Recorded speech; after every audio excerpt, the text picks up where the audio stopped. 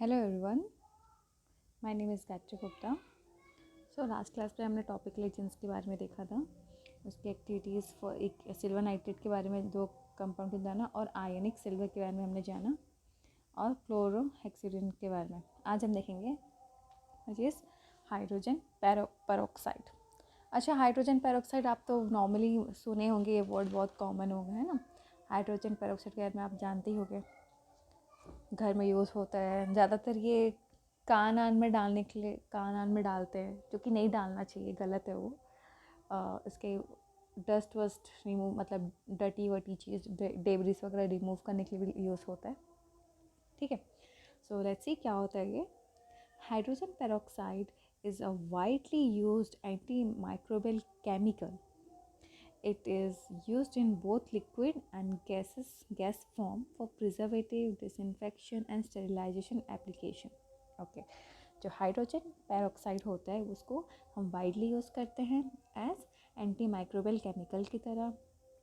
ये क्या क्या फॉर्म में आता है? ज़्यादातर ये लिक्विड और गैस के फॉर्म में हमको ये मिलता है, जिसको कि हम कैसे यूज़ करते हैं?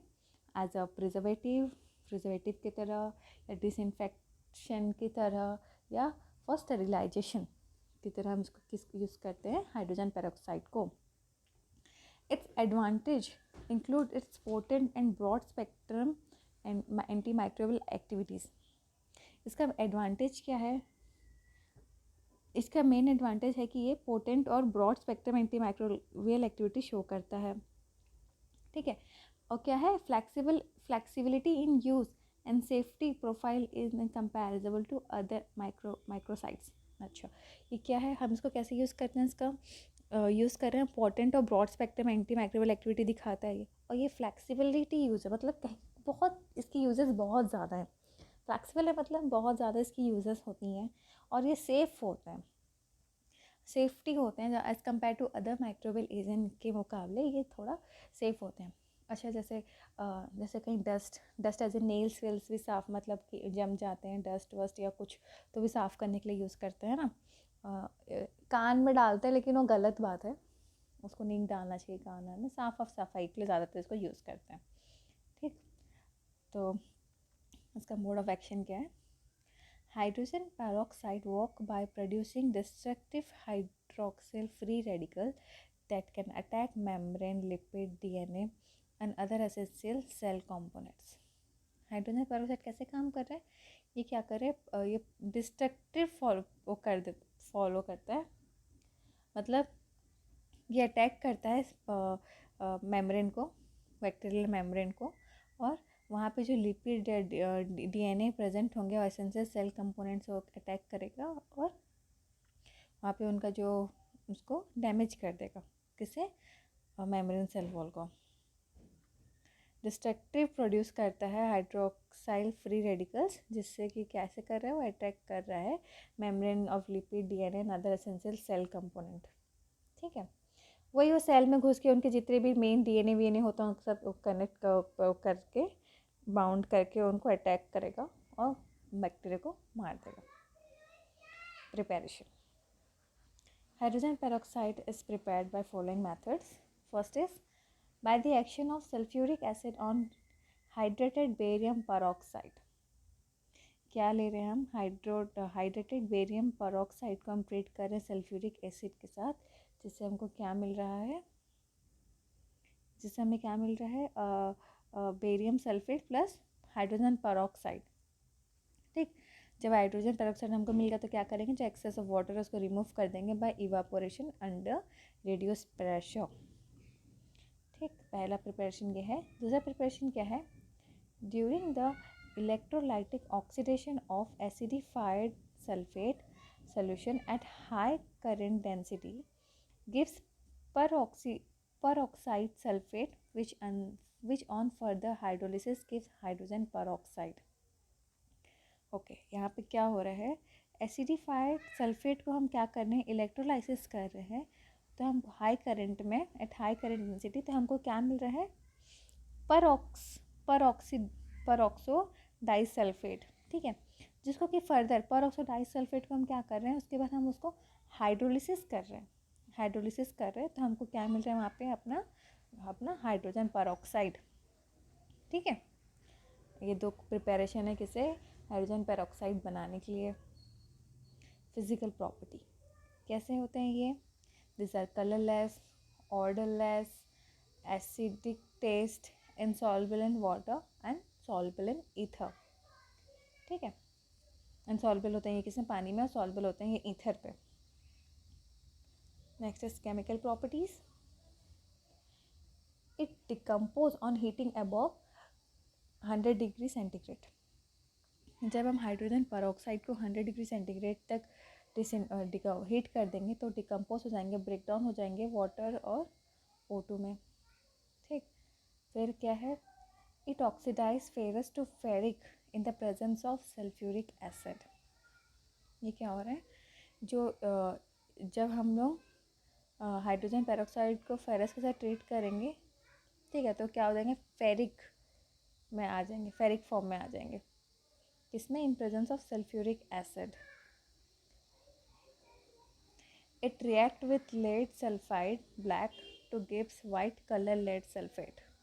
जब हम लेड सल्फाइड को हम ट्रीट करेंगे हाइड्रोजन पेरोक्साइड के साथ, तो वो क्या रहेगा, ब्लैक कलर का रहेगा, और रिएक्ट करने के बाद वो क्या मिलेगा, lead sulphate in white colour. ठीक, नेक्स्ट है, it reduce silver oxide to silver. Silver oxide को जब हम हाइड्रोजन पेरोक्साइड पर रिएक्ट करेंगे तो क्या मिलेगा हमको, सिल्वर आयंस मिलेंगे। ठीक है, कुछ केमिकल प्रॉपर्टीज थे। नेक्स्ट इसका storage, it should be stored in light resistance container in cool and dark place. इसमें स्टोर करना है हमें लाइट रेजिस्टेंस कंटेनर पे, और इसको हम कहाँ रखें, कूल एंड डार्क प्लेस में हम इसे रखेंगे। यूज एज डिसइंफेक्टेंट की तरह यूज़ करेंगे, एंटी इफेक्टिव एंड डिओड्रेंट में यूज़ करेंगे इसको, and use as antiseptic. And next is effervescent action of hydrogen peroxide remove dirt, bacteria and debris from the wound surface which are difficult to reach. अच्छा, जब ये जो hydrogen peroxide होते हैं क्या होते हैं, थोड़े बुलबुले, इफेवेसेंट एक्शन होते हैं ना उसके, बुलबुले होते हैं उसमें, जैसे जब हम कहीं पर डालेंगे तो बुलबुले उसको जो निकलते हैं वो क्या करते हैं, वो किस में हेल्प करते हैं, मतलब जब कहीं भी डालेंगे, जैसे कि कहीं गंदगी है तो उसको रिमूव करने के काम आते हैं, या जो बैक्टीरिया और डेब्रिस होते हैं वुंड्स में, जब कहीं हमको घाव लग जाती है, घाव हो जाती है, तो वहाँ पे भी कुछ गंदगी होती है, उसको साफ़ करने में भी काम करते हैं, जहाँ हम पहुँच नहीं सकते, है ना, उसको साफ़ करने में भी वो काम आता है। क्या, hydrogen peroxide. Formulation, solution form में ज़्यादातर इसको ये ज़्यादा मार्केट में बिकता है। और ब्रांड्स क्या क्या है, पेरोक्साइल, एस्काटा एंड प्रोक्साकॉल, ये कुछ ब्रांड नेम्स हैं जो ये मार्केट में अवेलेबल होते हैं hydrogen peroxide. Next compound is boric acid. अच्छा, बोरिक एसिड के बारे में भी आप सुने होंगे ज़्यादातर। अच्छा, बोरिक एसिड और ग्लिसरीन को मिला के ज़्यादातर ना ऐसे छाले वाले पे लगाए जाते हैं, ये घर के उपाय ज़्यादातर ऐसे लगाए, उसका जेल भी मिलता है ज़्यादातर ऐसा छाले वाले में लगाने के, बोरिक एसिड और ग्लिसरीन का मिक्सचर। ओके, तो क्या होता है बोरिक एसिड, देखते हैं। Boric acid was once one of the most important reagent applied to the treatment of dermatologist infectious disease। अच्छा, बोरिक एसिड जो था कभी, मतलब ये बहुत ज़्यादा इम्पॉर्टेंट रिएजेंट था, मतलब बहुत ज़्यादा इम्पॉर्टेंट कंपाउंड था किसके ट्रीटमेंट के, dermatologist infection. Dermatologist means skin disease, है ना, स्किन इन्फेक्शन डिजीज़ के लिए बहुत ज़्यादा ही काम आते थे पहले। Since the 19th century it was widely used and thought to be one of the most effective antibacterial reagent। 19th century में इसका बहुत ज़्यादा यूज़ किया जाता था वाइडली, और इसको सोचा गया कि मतलब इससे पता चला कि ये बहुत ज़्यादा इफ़ेक्टिव एंटीबैक्टीरियल रिएजेंट है। कौन, बोरिक एसिड। ठीक, इसका मोड ऑफ एक्शन क्या है देखते हैं। Boric acid is a widely acidic hydrate of boric oxide with mild antiseptic, antifungal and antiviral properties. The exact mechanism of boric acid is unknown. Generally cytotoxic to all the cell, it is used for treatment of the yeast infection and cold sore। ठीक, जो boric acid होते हैं क्या होते हैं, weakly acidic hydrate होते हैं, और बोरिक ऑक्साइड का जो कि हम माइल्ड मतलब थोड़ा सा एंटीसेप्टिक और anti fungal and antiviral properties show करते हैं। ठीक है, जो इसका एग्जैक्ट मैकेनिज्म जो है बोरिक एसिड का अभी तक अननोन है, मतलब जाने नहीं गया है क्या है। और ये क्या करते हैं, जनरली साइटोटॉक्सिक होते हैं सारे सेल के लिए, टॉक्सिसिटी रहते हैं पर, और ये यूज़ होते हैं treatment of east infection and cold सोर। ईस्ट इन्फेक्शन क्या होता है, ये एक इन्फेक्शन है जो वजाइना और and tissue opening to the vagina में ज़्यादातर ये ईस्ट इन्फेक्शन पाए जाते हैं। और कोल्ड सोर मतलब virus around the broad of the आपके लिप्स के बॉर्डर, लिप्स के मतलब ऐसे बॉर्डर में ना ज़्यादातर इसमें दाने दाने हो जाना, उसको कोल्ड सोर बोलते हैं। ऐसे सारी चीज़ें को ट्रीट करने में काम आता है क्या, आपका बोरिक एसिड। ठीक है, प्रिपरेशन क्या है इसका, बाय डिकम्पोजिशन ऑफ बोरेक्स। जब बोरेक्स को हम डिकम्पोज करेंगे, मतलब बोरेक्स का फॉर्मूला होता है Na2B4O7 प्लस उसको सल्फ्यूरिक एसिड के साथ डिकम्पोज करेंगे तो हमको क्या मिलेगा, अपना boric acid which is H3BO3।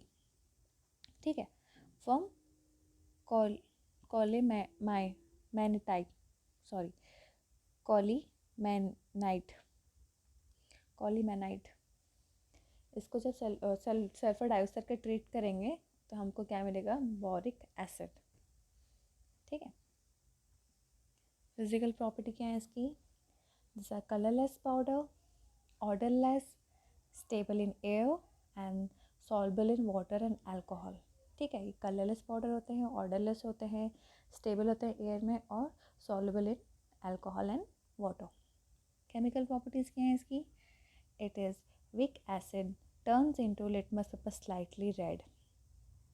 ये क्या होता है, जब हम लिटमस पेपर जब इसको सॉल्यूशन में टर्न कर डिप करेंगे तो क्या करेगा, वो स्लाइटली रेड में टर्न करेगा क्योंकि ये वीकली एसिडिक होते हैं।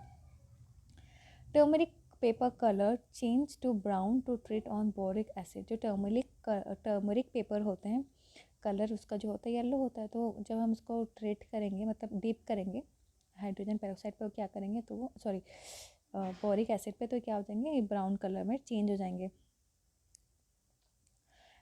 Ethyl alcohol and boric acid mixture burns with a green flame. जब इथाइल अल्कोहल और बोरिक एसिड के मिक्सचर को हम बर्न करेंगे, जलाएंगे, तो कैसे, ये ग्रीन कलर का फ्लेम शो करेगा। On heating at 100 degree centigrade produce metaboric acid. जब हम बोरिक एसिड को बोरिक एसिड को 100 डिग्री सेंटीग्रेड में हीट करेंगे तो ये क्या प्रोड्यूस करेगा, मेटबोरिक एसिड।